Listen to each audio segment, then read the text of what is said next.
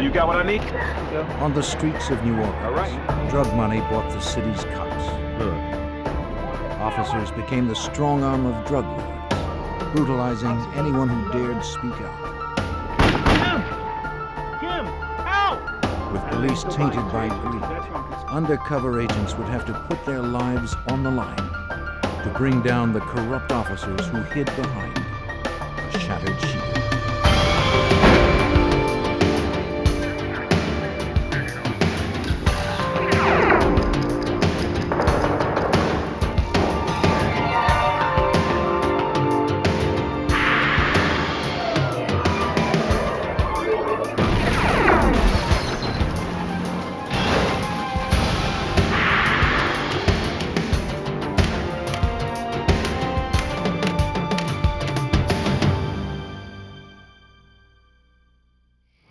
In a city awash in narcotics, the drug lords have all the power, even over the police.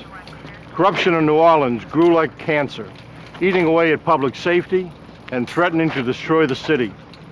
Lured by easy wealth, crooked cops began breaking the laws they were sworn to uphold.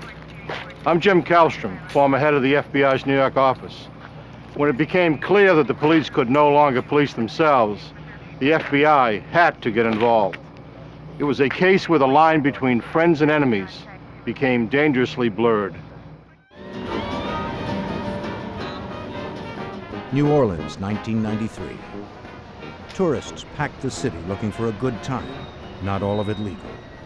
Cocaine was in demand, and the dealers cashed in. It was a violent business.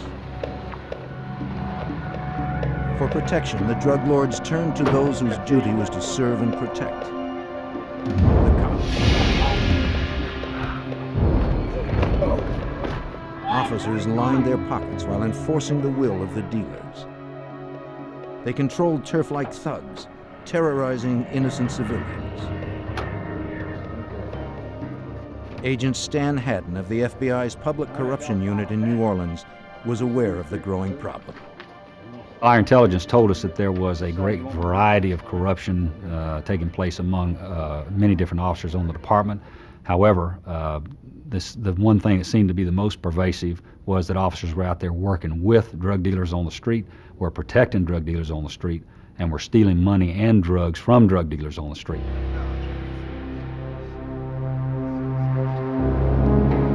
One such drug dealer was Terry Adams, known on the streets as Scaboo.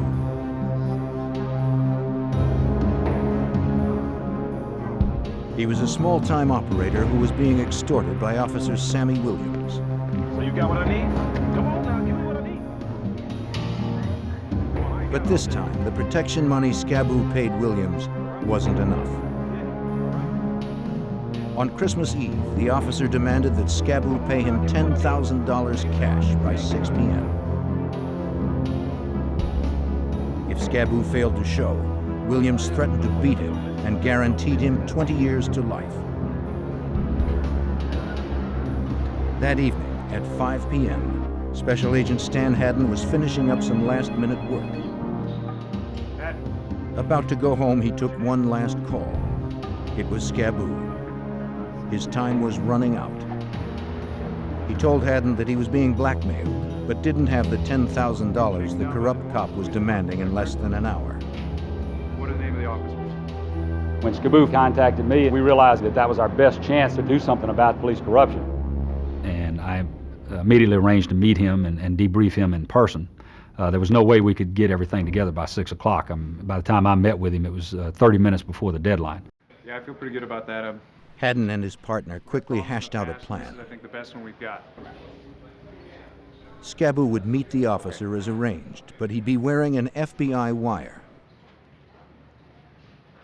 The agents couldn't arrange $10,000 on such short notice. Scaboo would have to convince the cop to accept smaller payments over several meetings. Yeah, I'm pretty sure. Okay, they could be rough. Well, you know that. You worked with them. Yeah, I have. Assured by Haddon that he would be under constant surveillance, Scaboo took his position.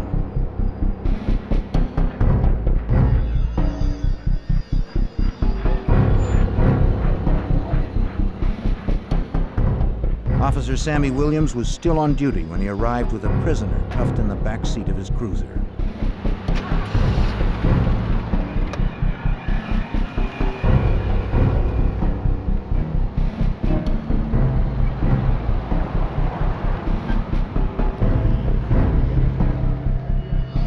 Williams drove Scaboo to a deserted spot behind a seafood market.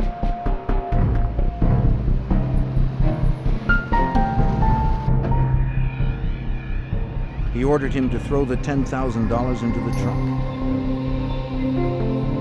Scaboo told Williams he only had $3,000 now, but would pay the rest later. If the cop arrested Scaboo, he'd never get his payoff. Agents hoped Williams would agree to meet him again for more of the money. He did, and the FBI had it all on tape. Hadn't believed this one incident could lay the groundwork for exposing more corruption in the New Orleans Police Department. Our main objective was to try and create a strategy that would enable us to prosecute as many bad officers as we possibly could. In the days that followed, agents, along with prosecutors from the United States Attorney's Office, began to plan their operation, codenamed Shattered Shield. Assistant U.S. Attorney Al Winters would advise agents every step of the way on what would be needed to convict the dirty cops. We were involved really from day one. We met with the case agents on numerous occasions and discussed exactly what we were interested in being developed as far as evidence in the case. As with most corruption cases, the FBI's strongest evidence would likely come from wiretaps. According to Special Agent Karen Jenkins, an FBI wiretap specialist, securing them isn't easy. Title III is a court-authorized intercept or wiretap. It's very difficult to get one approved. It's a lengthy process, very time-consuming. Basically, we have to have approval by FBI officials to get one, and beyond that, we have to have the review and approval by Department of Justice officials. Finally, a federal judge will make the final determination as to whether or not one is authorized. After delivering 2 more payoffs to Officer Williams, Scaboo had won his trust. Now the FBI seized the opportunity to take the operation to the next phase. Scaboo would approach Williams with a proposition. The volume of drug business was going to increase, and Scaboo would need more cops to protect it. If Williams was interested in higher payoffs, he would need to hire more dirty cops to handle the expansion. Williams took the bait. Scaboo met with him for another recorded payoff in mid-January 1994. Don't forget now. But this time, Williams showed up with another officer. He turned out to be Len Davis, Sammy Williams' partner. Don't forget now, man. It wasn't surprising. Davis was known in the projects as a gangster with a badge. It's not very good. See if you can make it. Reviewing the tapes, hadn't discovered a problem. What are we listening to? Both Davis and Williams used the coded language of the drug trade.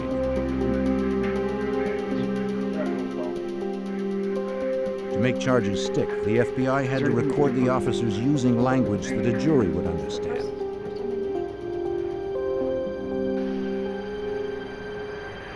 Hadn't pressed Scaboo to get Williams and Davis to use words like dope, so there'd be no doubt at trial. But when Scaboo told the cops the dope is in, Davis suspected something was up. If you're in the police business and somebody starts using words that are that overt and that plain, that immediately makes you suspicious that this person is trying to set you up. Davis shoved Scaboo into the car and told Williams to drive. The agents would be too conspicuous on the deserted streets. If they pursued the cops now, they would put Scaboo's life at greater risk. The only thing they could do was sit patiently and listen to the wire.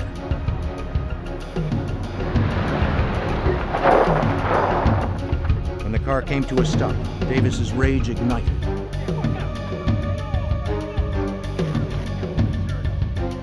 He yelled that Scaboo was never to say the word dope again. They immediately took him to a deserted location, aggressively searched him. You can hear the Velcro ripping loose on his clothes and stuff, and that was a very tense moment. Davis insisted that he wouldn't go to jail for careless talk. He and Williams stripped Scaboo looking for a wire. Scaboo was sure he was going to die.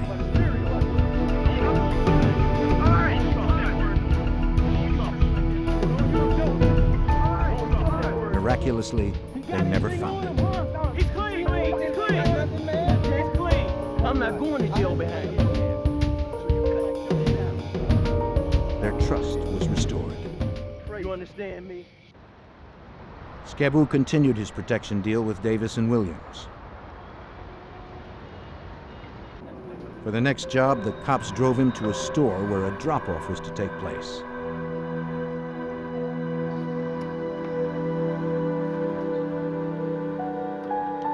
Inside, Scaboo checked a bag at the counter.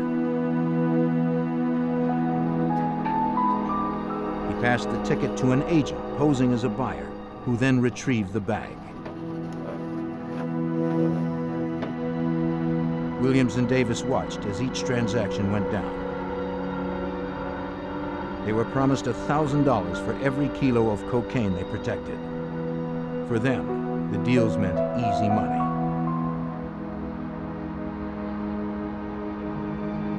Davis and Williams met Scaboo behind stores and alleyways for the protection payoffs. The FBI recorded every word.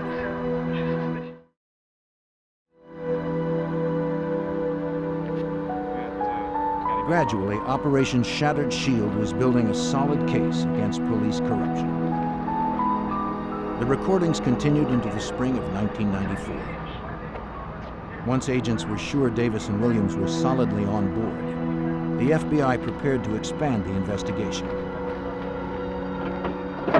With still more cocaine to guard, Williams and Davis would need to recruit more dirty cops. Federal agents hoped to snare every one of them. But agents knew the officers may become suspicious of Scaboo's rapidly growing drug business.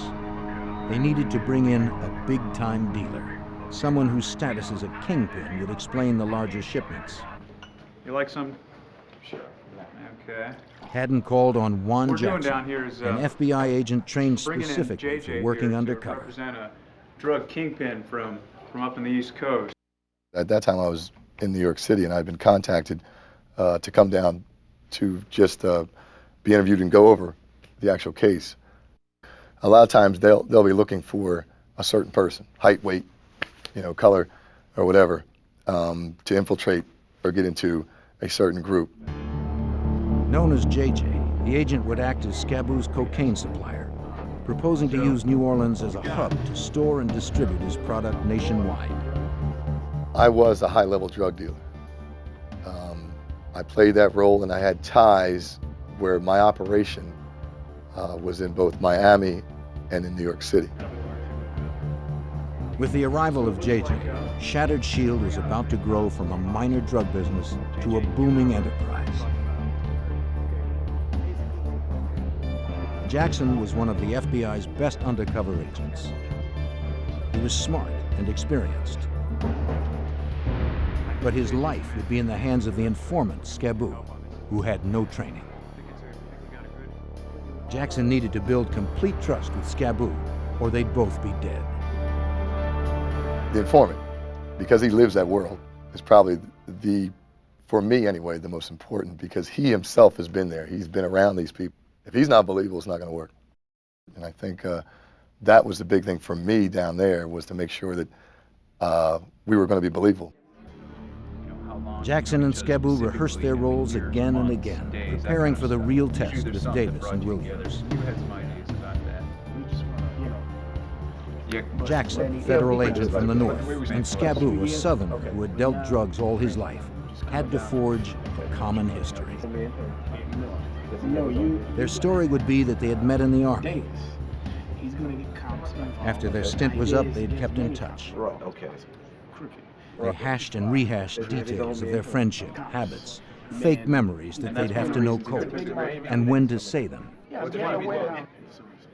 They were dealing with criminals who could run thorough background checks and who were free to use deadly force.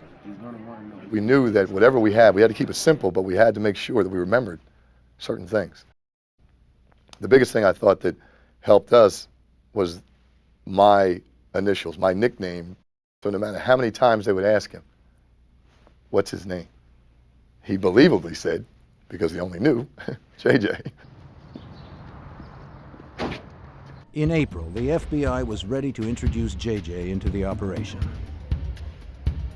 He arrived at a hotel carrying what was supposed to be a drug payment of $100,000. For the first time, Williams and Davis caught a glimpse of the big-time dealer. Their perceptions would be critical. The first encounter was in the Sheraton Hotel. They were going to stand at a distance and just observe.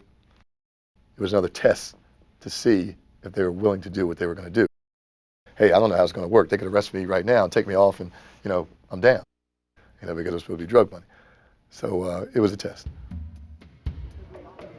Scaboo told the cops about JJ and his plan to use New Orleans as a transport hub for his cocaine business. Davis and Williams carefully studied JJ's every move. Jackson was creating his character before their eyes. It would become his full-time identity, and it would have to hold up under scrutiny. Everything depended on what the cops thought they had seen, and if they believed the cash exchange was genuine.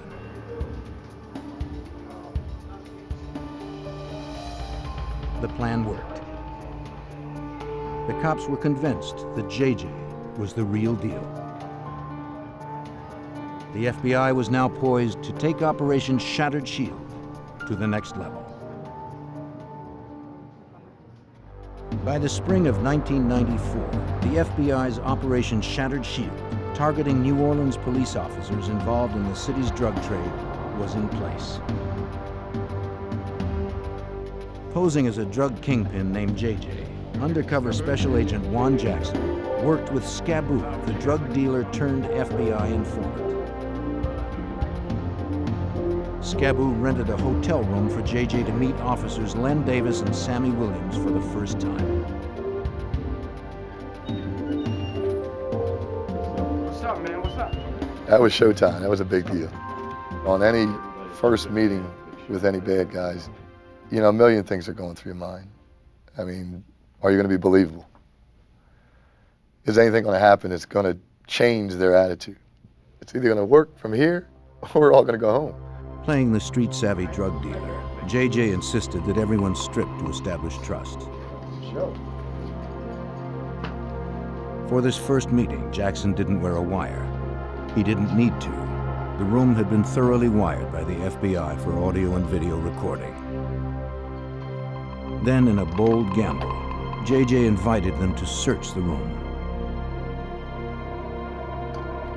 Because they were cops, Davis and Williams knew how to find a room wire.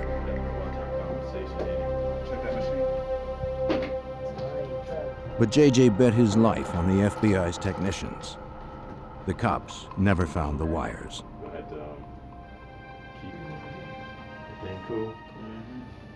JJ was beginning to build trust with the officers. But officers are trained to sniff out deception. I mean, you got to think that I'm meeting with two police officers. Because of the guns, you also always have to remember the threat. You always have to be conscious of the threat and remember exactly where they are and what they're going to do and where the weapons are. With the cops convinced for the moment, JJ began to discuss the proposal approved by case agent Stan Haddon. And he played the role of a big-time drug dealer from New York who was using New Orleans as a transshipment point, simply as a storage point, where he could bring dope in, leave it for a while, have it guarded and protected by the officers, and then thereafter have it shipped out to other points unknown. For their role, JJ promised to pay them $5,000 every day the cops guarded the warehouse. Williams and Davis were enthusiastic about the plan, even offering advice. The cops urged JJ to hire young drivers, give them company uniforms with name tags, and put signs on the sides of the trucks to resemble legitimate companies. For the FBI, the meeting was flawless. The meeting went off without a hitch. They bought JJ's act. They believed him completely, and they also said the magic word cocaine, which got it clearly established on tape that we were talking about the officers protecting a drug operation. From that May meeting, the plan moved quickly.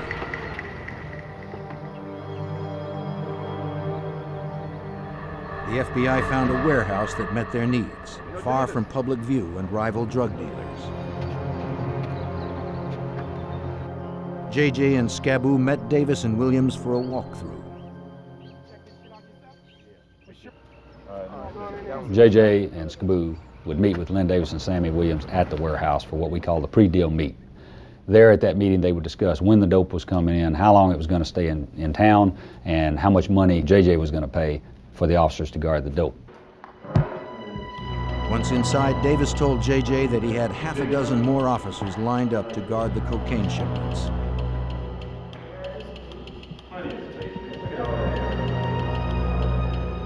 They would work in 10-hour shifts. Uniformed police outside guarding payloads of cocaine inside. Up to $250,000 worth in each load. At that June meeting came the first big payments from JJ. More than $10,000. Everything is going smoothly. But one aspect of the warehouse plan bothered Assistant U.S. Attorney Al Winters. Basically, what we told the agents, unless we had evidence, irrefutable evidence, that these people knew they were guarding cocaine, we couldn't prosecute it. Because the cops stood guard outside the warehouse, they could later claim they didn't know that drugs were inside. I think having some sort of video or photographic Haddon had to reference find a way to prove Davis's recruits saw the drug on tape, shipments. or maybe even see. His team mulled over ways to bring the drugs into plain view We of need the them cops. to implicate themselves. Here, I'll take those. The officers would have to be recorded seeing and discussing the shipment. Shipments were delivered to the warehouse one weekend every month according to schedule.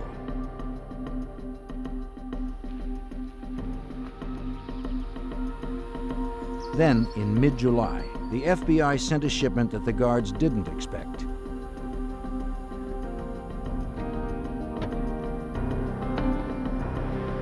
With one load already in the warehouse, an FBI agent dressed as a courier brought another shipment.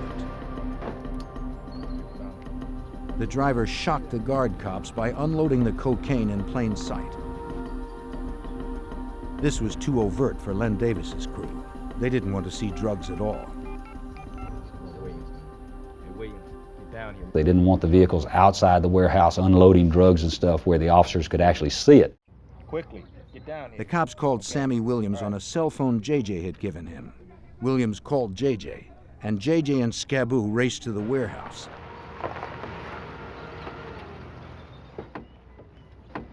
Come here. JJ responded like a hot-headed drug dealer. I was arguing with this guy. I mean, we were actually screaming at each other. What are you doing? Where are you? Whatever. And he's observing this. There's a police officer calling Len, telling him all what's going on and how this doesn't look good. To the cops, this whole drug operation was starting to look dangerously unprofessional. Concerned, the driver made another call.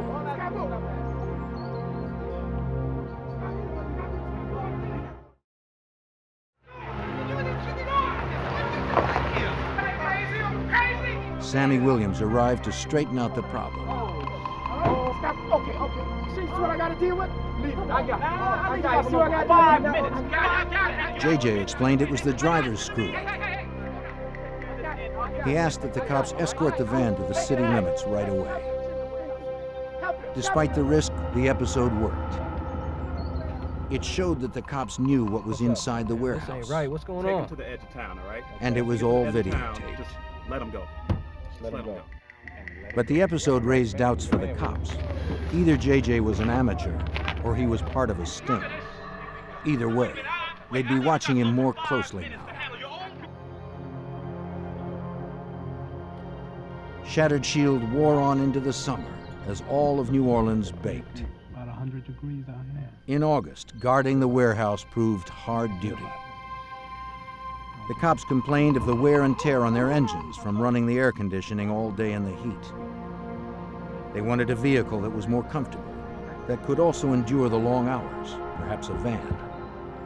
The officers asked Len Davis to provide one, and Davis brought their request to JJ. For the investigation, it was a huge break. The sweaty cops had just handed the FBI a golden opportunity. It was a stroke of luck. One day, Len approached me and said that the officers were complaining that they're running their cars in air conditioning, and the cars are starting to overheat. They're burning gas. On and on and on. Once we were able to rent the van and put the listening device inside, we were able to hear a lot more conversations. The FBI quickly filed the paperwork to get court-authorized wiretaps for the van. Technicians carefully installed state-of-the-art microphones. They had to yield top sound quality for months with no maintenance.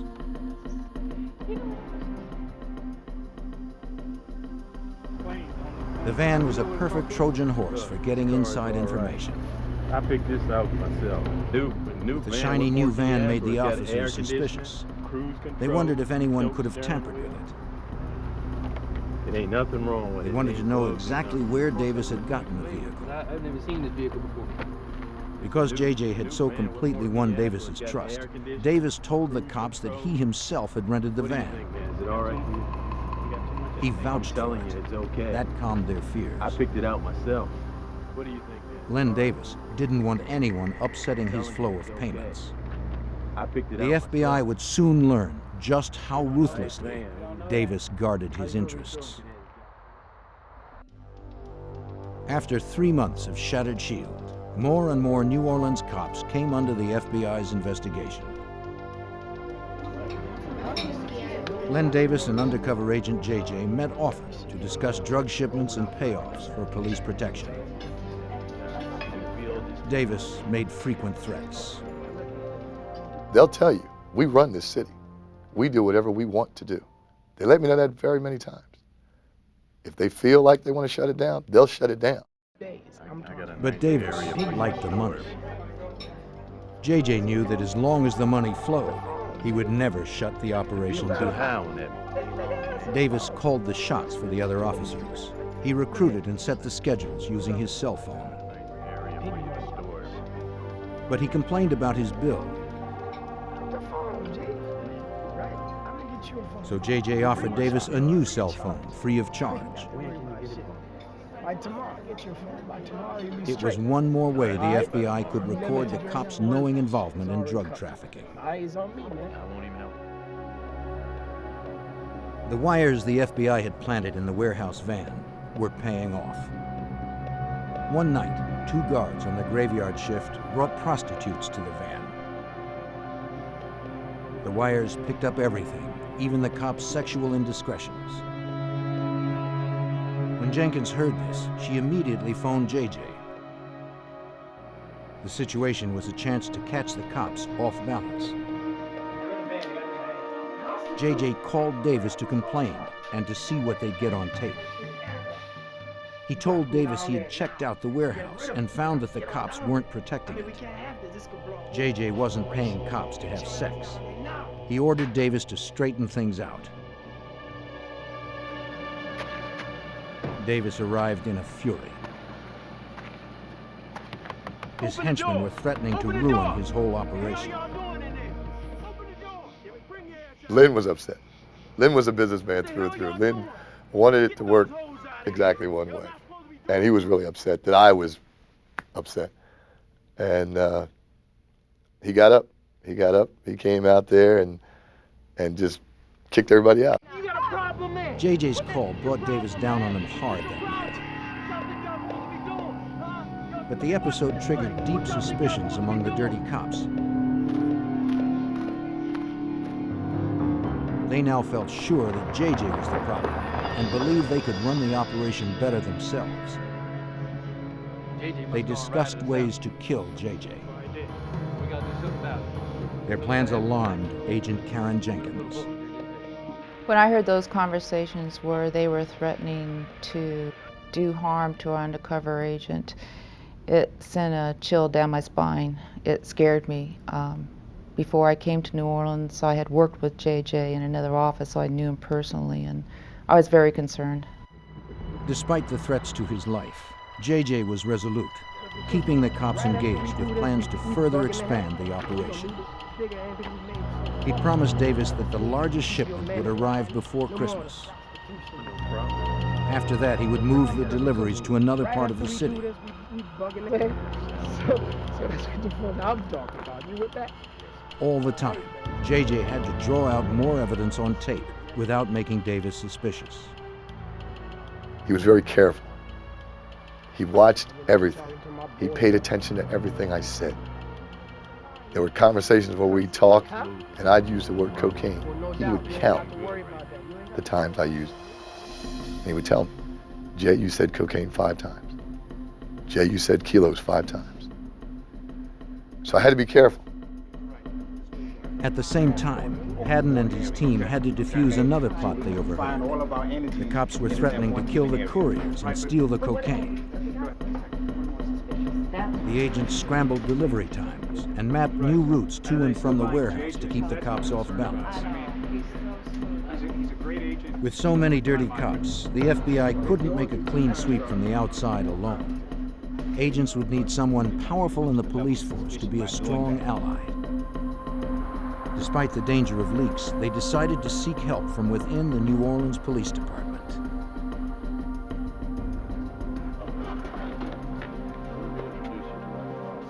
October 1994 brought fresh changes to New Orleans and a new police chief, Richard Pennington.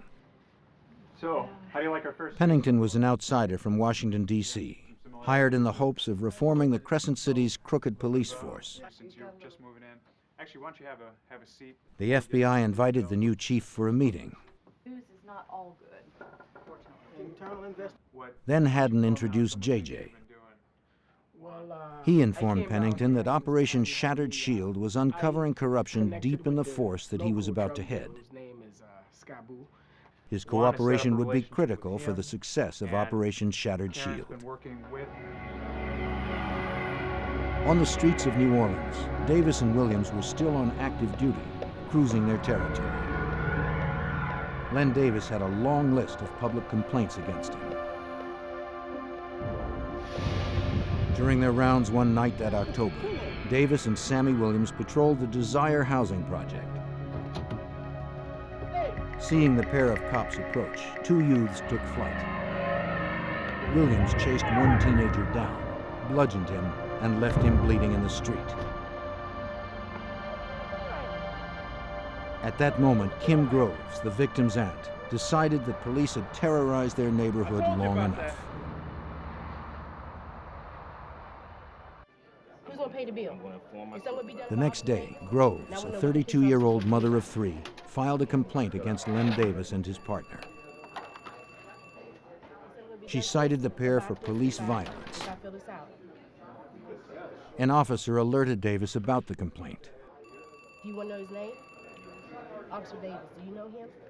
Yeah, this is definitely Assistant U.S. Attorney Mike McMahon saw the report. She reported not only Sammy Williams, who did the actual brutality, but Len Davis as well, who had nothing to do with that pistol whipping. And at that point, Len Davis became enraged. For Davis, Groves' complaint came at the worst possible time.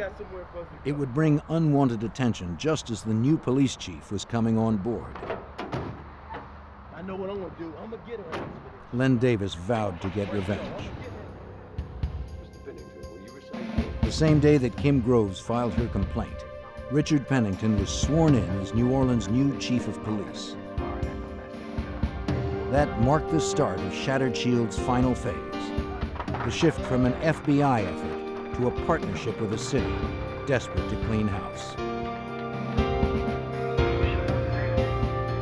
That very night, Agent Jenkins recorded several conversations that would show just how rotten some of the city's men in blue had become.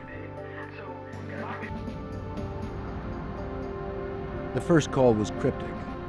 Hours after Pennington was sworn in, Len Davis made a call on his cell phone.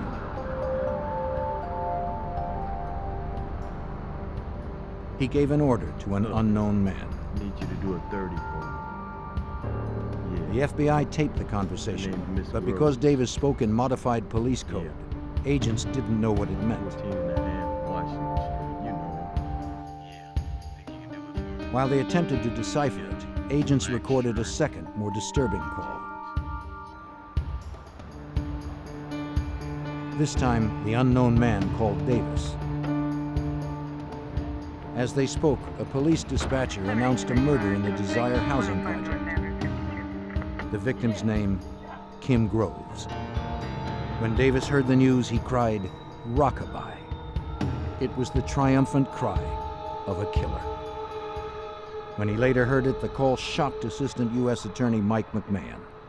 As soon as he confirmed the name of Kim Groves, Davis shut off the radio, and then on the wiretap conversation over the cell phone just exulted in a primal scream of delight that indeed Kim Groves was dead. When agents reviewed the tapes and checked the phone records, they discovered that the man who spoke to Davis was Paul Hardy. Davis had asked Hardy for a 30, a police code normally used to report a homicide. But that night, Davis used it as an order for the murder of Kim Groves. Canvassing the projects, agents quickly learned that Hardy was a known drug dealer who led a small gang of thugs. With the help of two accomplices, Hardy acted quickly, coldly, and for just $300.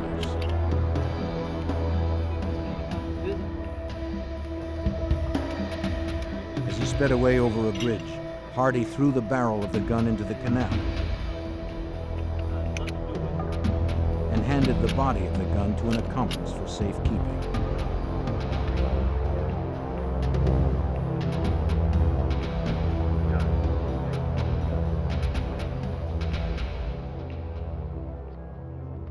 What's up, man?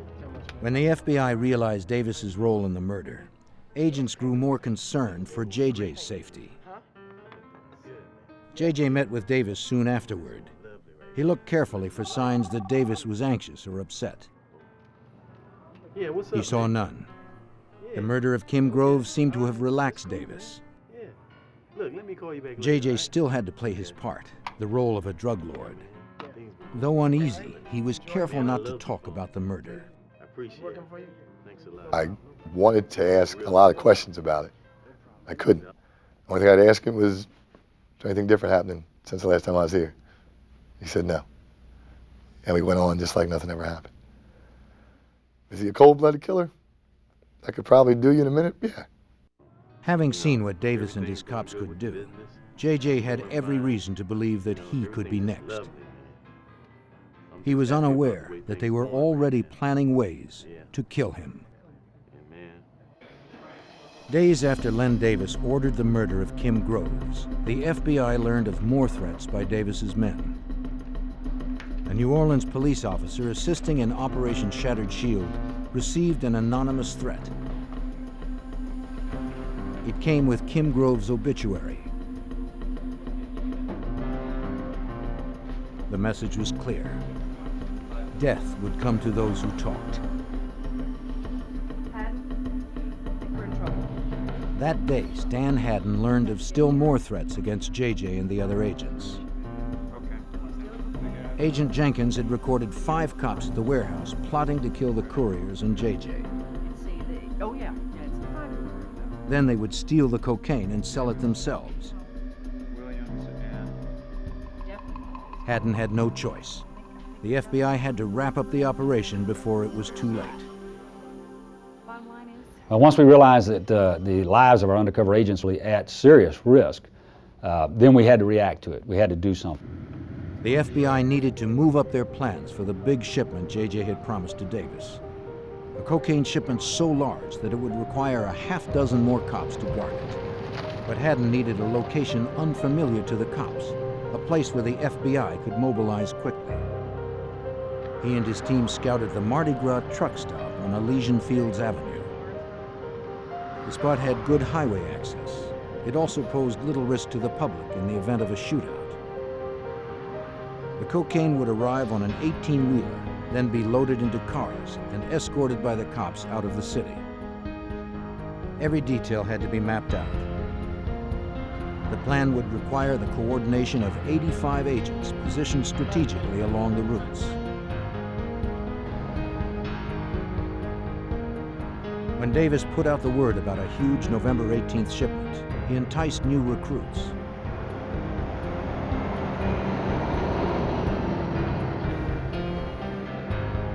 As a load of cocaine worth $250,000 arrived, Davis, Williams, and their crew stood ready as protection. Agents posing as drivers moved the shipment. From the command center, Haddon and Jenkins kept watch of the whole operation. There were hundreds of ways the truck stop scenario could go wrong. With the undercover agents' lives on the line, there was no margin for error. The cocaine was divided in 2 loads. Williams escorted one, Davis followed the other.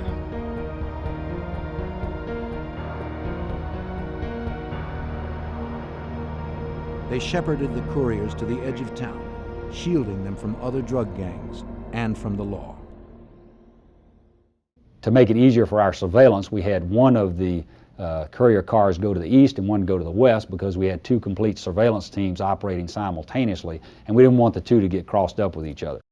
The operation went off without a hitch.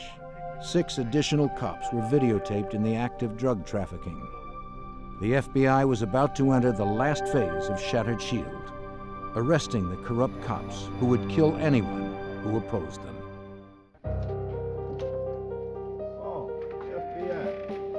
After the big truck stop operation, FBI agents moved quickly on the murder of Kim Groves. They searched the house of the hitman Paul Hardy.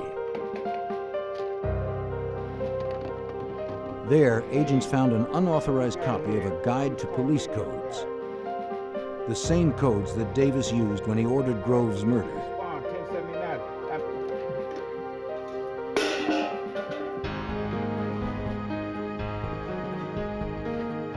Another search at the home of one of Hardy's accomplices turned up the murder weapon, a 9mm handgun. The 2 investigations, Shattered Shield and the murder, were closing at the same time.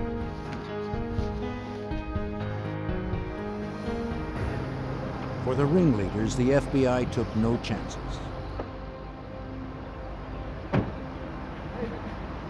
Agents came to Len Davis's house the next day when he was off duty. Look, I ain't done nothing.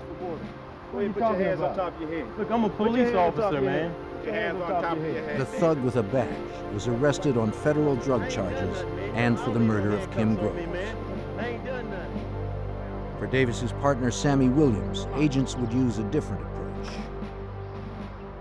Haddon wanted to flip Williams to the prosecution side. At that point, it worked. And they decided, okay, let's throw another curveball and then let's bring Juan in. So they brought me into the door and I introduced myself, especially to Juan Jackson, the FBI. You could see the color leave his face. His world just came crashing down. Sammy Williams turned government witness. His testimony would later prove crucial for getting convictions. Haddon and his team had no time to lose. Before news of Davis and Williams' arrests could spread, they had to deliver the rest of the gang to justice. Dozens of armed men in uniform. The strategy we were to employ was to arrest Len Davis on December the 5th. And then on December the 6th, we had all of these officers appear before a federal grand jury. And then on December 7th, the grand jury ordered all these officers to come to the FBI office to give handwriting exemplars.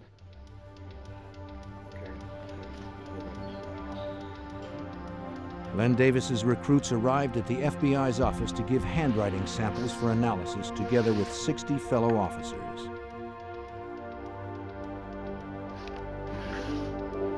Since the drug ring involved no written records, and so many officers provided writing samples, the crooked cops suspected nothing. Like the others before it, the FBI's ruse worked.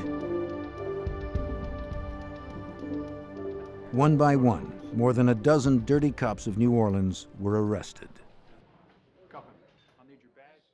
That was a safe way to do it because obviously all of these officers were armed and they were facing very serious charges, and that was a way to do it to avoid any potential for any bloodshed or any unwanted resistance by the officers. In court, the FBI's recordings built a solid case against the officers. Are you aware we have hours and The videos and audio tapes spoke louder than the code words and erased all doubts that jurors might have had. Agent Karen Jenkins knew the evidence was strong. The jury was able to hear for themselves what the officer said. They were able to see for themselves what they were doing because of the videos that we had. That wasn't me. It could have been anybody. As prosecutor Al Winters had predicted early in the investigation, Davis tried to talk his way out of it. All police officers know what that is. It's a homicide. Even after all the safeguards we took, Davis's defense at the trial was that he was conducting his own undercover operation, that it was not really done according to the book, but, you know, he was a poor cop and didn't have a lot of training, but he was trying to conduct his own undercover operation. Davis never admitted any wrongdoing. He didn't need to. The audio and videotape spoke for themselves. Faced with the prospect of convicting those sworn to protect them, the citizens of the jury listened intently. The tapes were chilling, and as those tapes were played, the courtroom was as silent as a cathedral. Has the jury reached a verdict? Yes, Your Honor, we have. Will the defendant please stand? The jury deliberated just 15 minutes. We, the jury, find the defendant guilty of murder in the first degree and hereby sentence the defendant. Len Davis was sentenced to death for his role in Kim Grove's murder, which was later commuted to life.